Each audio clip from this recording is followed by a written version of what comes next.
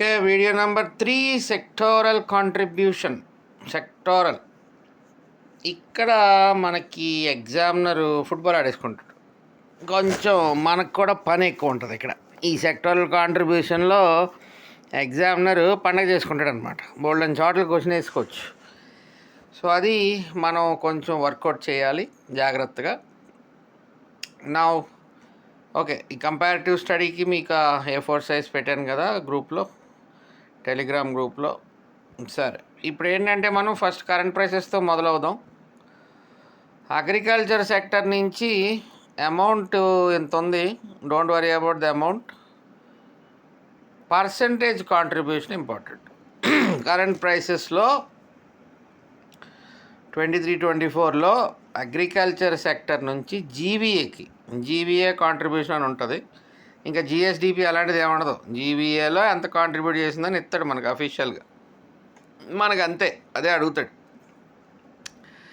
So ఇక్కడ agriculture నుంచి 34.14% ఉందండి. ఇండియాకి ఇక్కడికి మారుతుంది కాబట్టి కొంచెం జాగ్రత్తగా డిఫరెన్స్ గమనించండి. సో అక్కడే ఎగ్జామినర్కి మంచిగా అవకాశం ఉంటుంది, స్కోప్ క్వశ్చన్ ఇచ్చి పిల్లకాయలని బోల్తా కొట్టించడానికి. At the same time agriculture sector current ప్రైసెస్లో 6.04% గ్రో అయింది. Number direct questions.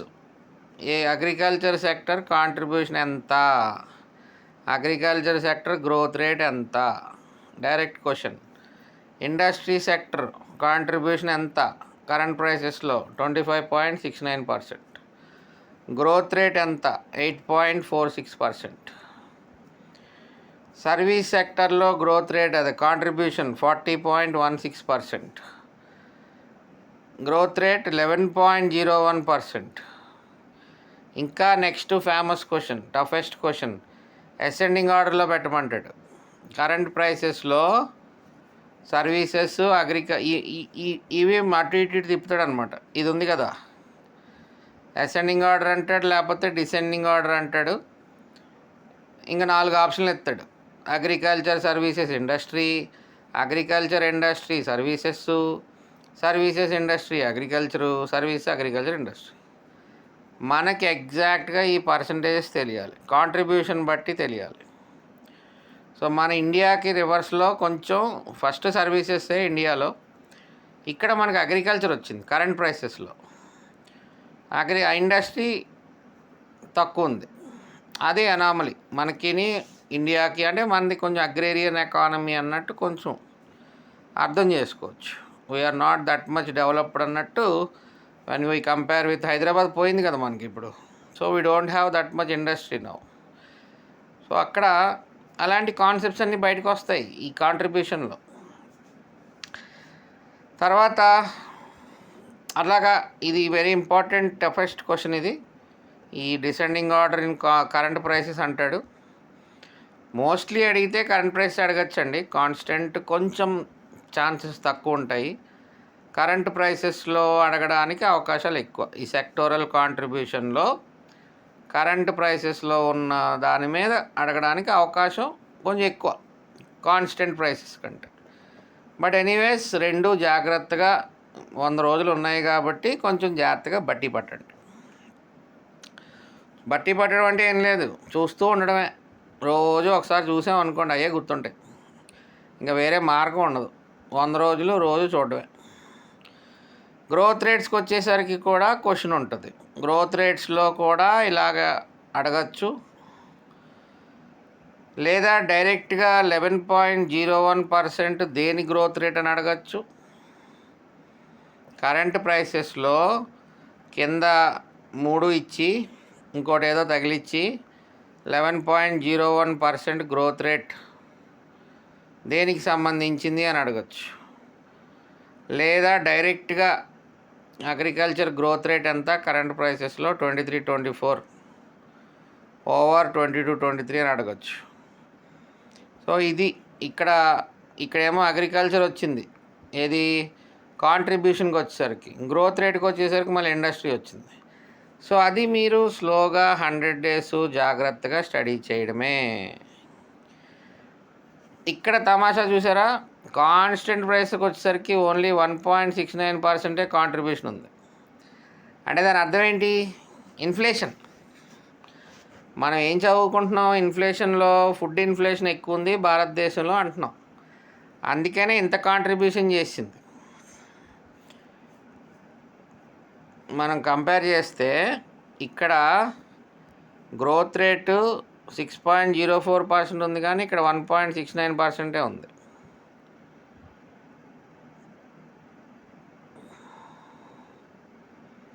Okay, growth rate 6.04% ఉంది, కానీ ఇక్కడ 1.69% ఉంది అట్ కాన్స్టెంట్ ప్రైసెస్. అంటే మీకు అప్పుడున్న ప్రైసెస్ ప్రకారం పెద్ద ఏం పెరగలేదు growth rate. That is due to inflation అన్నమాట. సరే, అవన్నీ కొంచెం ఇన్నర్ కాన్సెప్ట్స్, మనకి ఏపీ ఎకానమీలో అవన్నీ రావు. డైరెక్ట్గా క్వశ్చన్ నెంబర్లు అడుగుతాడు. కాన్స్టెంట్ ప్రైసెస్లో అగ్రికల్చర్ సెక్టర్ యొక్క కాంట్రిబ్యూషన్ కాదు, గ్రోత్ రేట్ కాంట్రిబ్యూషన్ ఇవ్వలేదు అసలు. అప్పుడున్న కాంట్రిబ్యూషన్ మనకి ఇంక సంబంధం లేదు. ఓన్లీ గ్రోత్ రేట్ పరంగా, ప్రైసెస్ పరంగా చూసుకుంటే ఇటు 1.69%. This is the amount at constant prices. Industry సెక్టర్లో కాన్స్టెంట్ ప్రైసెస్లో 8.02% గ్రో అయింది. సర్వీస్ సెక్టర్కి వచ్చేసరికి 5.21% గ్రో అయింది. సో చాలా డిఫరెన్స్ ఉంటుంది మీకు. అందుకని ఇక్కడ కొంచెం కన్ఫ్యూజ్ అవుతాం. Be careful. బట్ క్వశ్చన్ అయితే మాత్రం డెఫినెట్లీ మోస్ట్లీ నా ఎక్స్పీరియన్స్లో కరెంట్ ప్రైసెస్ మీద అడిగే అవకాశం ఎక్కువ ఉంటుంది. కరెంట్ ప్రైసెస్లో అగ్రికల్చర్ కాంట్రిబ్యూషన్ ఎంత? 34.14. ఇండస్ట్రీ కాంట్రిబ్యూషన్ ఎంత? 25.69. Service sector 40.16. దాని యొక్క ఆర్డర్, గ్రోత్ రేట్ యొక్క ఆర్డర్, గ్రోత్ రేట్స్ యొక్క ఆర్డర్.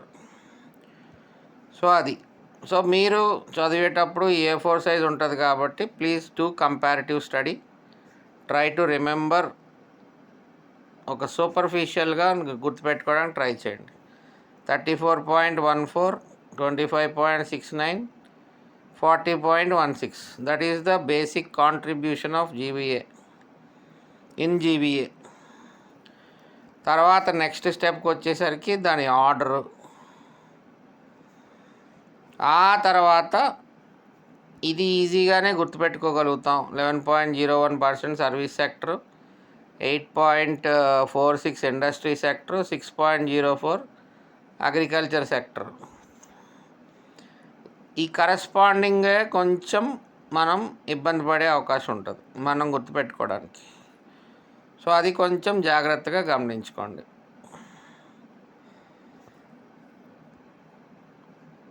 ఇదేంటంటే ఈ పర్టికులర్ పార్ట్ ఏంటంటే amounts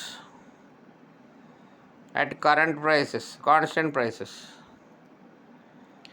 okay, so be careful about those numbers. ఈ పర్టికులర్ సెక్టోరల్ కాంట్రిబ్యూషన్లో మాత్రం definitely 1 question, 1 or 2 questions, no doubts. అడిగేది కూడా సింపుల్ కాంట్రిబ్యూషన్, సింపుల్గా అడుగుతాడు. ఆర్ఎల్స్ ఈ అసెండింగ్ డిసెండింగ్ ఆర్డర్ అడుగుతాడు. అంటే ఇంతకుముందు అడిగిన క్వశ్చన్ల మీద బేస్ చేసి చెప్తున్నాను మీకు. అలాగే గ్రోత్ రేట్స్ కూడా అసెండింగ్ ఆర్డర్, డిసెండింగ్ ఆర్డర్లో పెట్టమంటాడు. ఎనీథింగ్ ఈ పర్టికులర్ సెక్షన్లో ఎన్ని రకాలుగా క్వశ్చన్ ఫ్రేమ్ చేయొచ్చు. ఇక్కడికి వచ్చేసరికి కొంచెం డిపెండ్స్. ఆ ఎగ్జామినర్ మరి కొంచెం మూల సంఖ్యాడు అనుకోండి, ఇక్కడ అడుగుతాడు. మరి అంత ఇబ్బంది పెట్టడం ఎందుకులే, బేసిక్ తెలిస్తే చాలు కదా అంటే ఇక్కడ అడుగుతాడు అనమాట. Okay, so be careful when comparing these two. తర్వాత ఇంకొక టైప్ ఆఫ్ క్వశ్చన్స్ ఈ సెక్టోరల్ కాంట్రిబ్యూషన్ ఎలా వస్తాయంటే, మనకి అగ్రికల్చర్ సెక్టర్లోకి వచ్చే కాంపోనెంట్స్ అడగచ్చు. అంటే ఒక 4 ఇచ్చి, ఇప్పుడు సింపుల్గా ఇక్కడే క్వశ్చన్ ఉంది. మీకు ఏం చెప్పాను, ఇండియన్ ఎకానమీలో చెప్పా, వినుంటారేమో మీరు. మైనింగ్ అండ్ క్వారీయింగ్ అనేది వచ్చేసరికి ఇక్కడ మన దగ్గర ఉన్న అఫీషియల్ దాంట్లో it was kept in industry sector. అదే ప్రైమరీ, సెకండరీ, టెరిషరీ అన్నప్పుడు it goes to primary sector. So ఆ డిఫరెన్స్ గమనించండి. సో సింపుల్గా ఏమడుగుతాడు, అగ్రికల్చర్ అని చెప్పి విచ్ ఫాలోయింగ్ 4 అని ఇచ్చి లైఫ్ స్టాక్ ఇస్తాడు, ఫారెస్ట్రీ అండ్ లాగింగ్ అంటాడు, ఇంకొక దాంట్లో ఫిషింగ్ అండ్ ఆక్వాకల్చర్ అంటాడు, మైనింగ్ అండ్ క్వారీయింగ్ అంటాడు. ఈ 4 అగ్రికల్చర్ కానిది ఏంటి అంటాడు.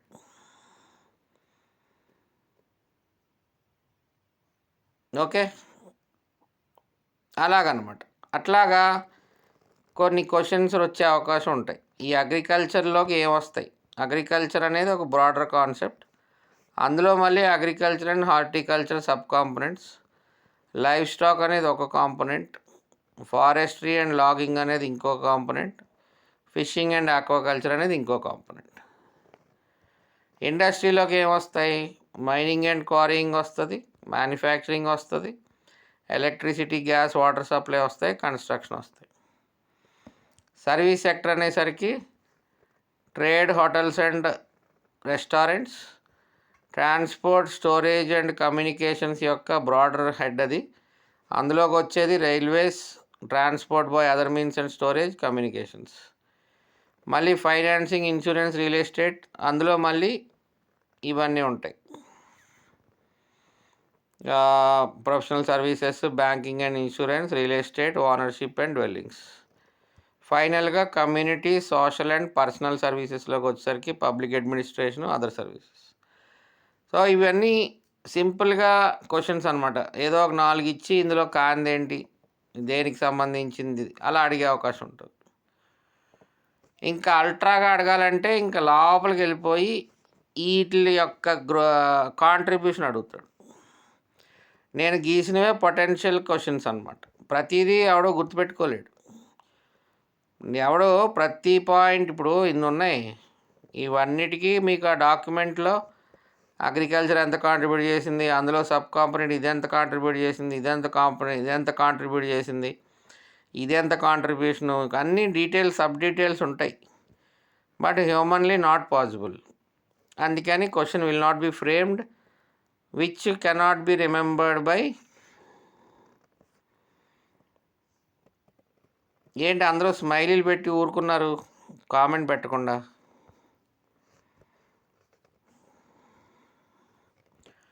స్మైలీ పెట్టి ఊరుకుంటున్నారు చక్కగా. ఓకే, సరే.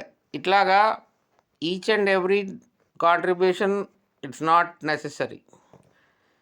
ఇక్కడ I picked up some contributions. ఎందుకంటే అగ్రికల్చర్ న్యాచురల్లీ ఇంపార్టెంట్. అంటే మొత్తం అగ్రికల్చర్ సెక్టర్లో అగ్రికల్చర్ ఒకటే 13.67% ఇన్ టోటల్ కాంట్రిబ్యూషన్. 100లో 100 మొత్తం మన జీబీ అనుకుంటే, స్టేట్ జీబీ, అందులో 13.67. దాన్ని మళ్ళీ స్ప్లిట్ చేశాడు ఇక్కడ.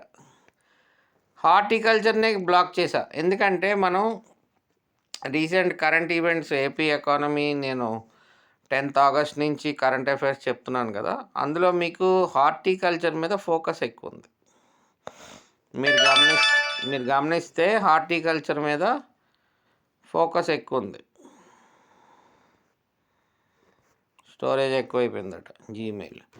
సో హార్టికల్చర్ మీద ఫోకస్ ఎక్కువ ఉంది. సో అందుకనే హార్టికల్చర్ ఎంత కాంట్రిబ్యూట్ చేస్తుంది అనేది మనం నేర్చుకోవాలి. 9.94% ఇన్ టోటల్ జీబీఏ. అలాగే మనకి ఫిషింగ్ ఇవన్నీ కూడా we're number 1 in Andhra Pradesh. We're number 1 in India fishing, ఆక్వాకల్చర్కి సంబంధించి. సో మనకు చాలా, అంటే we lead for many states. మనకి కొన్ని వాటిల్లో ఫస్ట్ ప్లేస్లో ఉన్నాం మనం. అవన్నీ మనం 5th చాప్టర్లో దేంట్లో ఫస్ట్ ఉన్నాం అన్నీ చూస్తాం మనం. సో మనకి ఒక ప్రామినెన్స్ ఉంది కాబట్టి ఆ యొక్క కాంట్రిబ్యూషన్ ఎంత ఉంది జీబీఏలో అని కూడా తెలుసుకోవాలి. తర్వాత ఇండస్ట్రీ సెక్టర్కి వచ్చేసరికి these 2 are important, manufacturing and construction. అంటే how much they contribute to our gross value addition 2023-24 current ప్రైసెస్లో ఎంత కాంట్రిబ్యూట్ చేస్తున్నాయి ఈ సబ్ సెక్టర్స్ అనేది మనకి నంబర్స్ కొంచెం ఇన్ కేస్ మరీ డీపర్గా వెళ్ళి ఇంకా పిల్లలు ఖచ్చితంగా ఆన్సర్ చేయకూడదు అనుకున్నాడు అనుకున్నాడు, అప్పుడు ఇలాంటివి అడుగుతాడు అనమాట. హార్టికల్చర్ ఎంత జీవీఏలో కాంట్రిబ్యూట్ చేస్తుంది, లేకపోతే ఫిషింగ్ అండ్ ఆక్వాకల్చర్ ఎంత, మ్యానుఫ్యాక్చరింగ్ ఎంత. అంటే మనకి ఇండస్ట్రీలు లేవు కదా, we're trying to develop our industry. మన గవర్నమెంట్ ఏం చేస్తుంది, మ్యానుఫ్యాక్చరింగ్లు తీసుకురావడానికి ట్రై చేస్తుంది. సో అసలు ఎట్ ప్రెజెంట్ ఎంత ఉంది 2023-24లో మ్యానుఫ్యాక్చరింగ్ ఎంత జీవీఏ కాంట్రిబ్యూట్ చేస్తుంది? 12.23%. కన్స్ట్రక్షన్, శాండ్, గోళ ఎక్కువ ఉంటుంది కాబట్టి it's a prominent thing in industry sector. Construction sector is an important sector. So అది 7.83 కాంట్రిబ్యూట్ చేస్తుంది అనమాట జీవీఏలో. Contribution to GVA in 2023-24. So అట్లాగా మీరు ఈ పర్టికులర్ అన్ని నంబర్స్ చాలా ఇంపార్టెంట్. నంబర్ల మీదే క్వశ్చన్స్ ఉంటాయి, ఇంక అంతకన్నా ఏమి ఉండవు. ఇక్కడ మాత్రం అర్థమైంది కదండి, ఏ పర్టికులర్ థింగ్, ఏ పర్టికులర్ ఇష్యూ దేంట్లోకి వస్తుంది అనేది కూడా ఒక టైప్ ఆఫ్ క్వశ్చన్. ఇవన్నీ కూడా ఒకసారి చూడండి, ఏమేమి సర్వీస్ సెక్టర్లోకి వస్తాయో చూసుకోవాలి, ఇండస్ట్రీ సెక్టర్లోకి ఏం వస్తాయో చూసుకోవాలి, అలాగే అగ్రికల్చర్ సెక్టర్లోకి ఏం వస్తాయో చూసుకోవాలి. So that is the thing. ఇక్కడ మాత్రం సెక్టోరల్ కాంట్రిబ్యూషన్లో మనం గట్టిగా దొరికేస్తాం. Be cautious. ఐ సజెస్ట్, నా బెస్ట్ బెట్స్ కరెంట్ ప్రైసెస్ మీద ఉంటుంది. బట్ స్టిల్ బాగా ఇది గుర్తుపెట్టుకుని దీని రిలేటెడ్గా ఇది కూడా ట్రై చేయండి. కాన్స్టెంట్ ప్రైసెస్లో కూడా please try to remember this percentages. Numbers ఇది అంత ఇంపార్టెంట్ ఉండదు. కాంట్రిబ్యూషన్ కరెంట్ ప్రైసెస్, కాన్స్టెంట్ ప్రైసెస్లో ఎన్ని కోట్లు, అది it's not possible to remember. So my favourite area will be this one, current. But my lean area will be this one. అంటే మనకి అంత తొందరగా ఎక్కువ. సో అది కొంచెం బీ కేర్ఫుల్. ఓకే, సో ఈ వీడియోతో ఇలాగా ఎండ్ చేస్తున్నాను. నెక్స్ట్ టాపిక్ విల్ బి చూద్దాం. ఇవాళ November 11th, ఇవాళే వచ్చింది మనకి budget. So I will try to finish off 4th unit as soon as possible. If possible material అంతా రెడీగా ఉంటే I will straight away complete total economy, AP economy. Then I will freshly do Indian economy. అంటే AP ఎకానమీలో మనకి numbers ఉంటాయండి, పాలసీలు నంబర్లే, అన్నీ నంబర్లే, ప్లేసింగ్లు అట్లా ఉంటాయి అన్నమాట. సో కొంచెం మనం ఎక్కువ సార్లు ఆ నంబర్ల మీద చూస్తూ ఉండాలి. దెన్ ఓన్లీ వీ కెన్, అంటే మన విజువల్ మెమరీ పనిచేసి సబ్కాన్షియస్ మైండ్లో ఫీడ్ అవుతుంది. ఇప్పుడు 11.01% అనే 10 సార్లు మన ఇద్దరు మాడుకున్నాం అనుకోండి, ఇలాగా అది అలా ఫీడ్ అయిపోద్ది ఇండస్ట్రీ సర్వీస్ సెక్టర్ అని చెప్పి. అలాగే 34.14% అగ్రికల్చర్ ఉంది, 40% అది, 25% ఇది. సో అలా గుర్తుపెట్టుకోవడమే జాగ్రత్తగా. 6.04%, 8.46%, 11.01%. ఇవన్నీ మనం మామూలుగా టేబుల్ చూస్తే మనకి ఇది క్లారిటీ రాదు. మనం అంటే మనం ఎక్కువ ఇబ్బంది పడేది ఎక్కడంటే ఈ పిక్చర్ మనం వేసుకోం. ఆ టేబుల్ చూసి ఇది వేసుకున్నాం అనుకోండి, ఇట్ విల్ బి ఈజీ అన్నమాట.